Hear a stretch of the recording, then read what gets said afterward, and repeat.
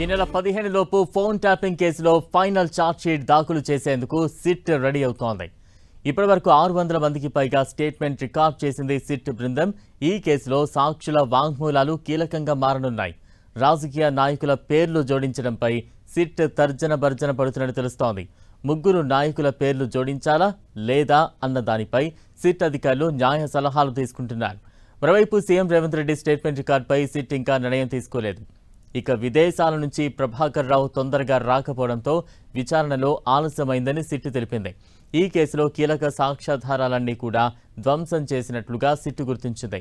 AP లీడర్స్తో పాటు police ఉన్నతాధికారుల ఫోన్లు ట్యాప్ అయినట్లుగా కూడా సిట్ అధికారులు గుర్తించారు. దీంతో ఏపీకి చెందిన మాజీ పోలీసు ఉన్నతాధికారి ఏబీ వెంకటేశ్వరరావుతో పాటు మరికొంతమందిని సాక్షులుగా స్టేట్మెంట్ రికార్డ్ చేశారు సిట్ అధికారులు.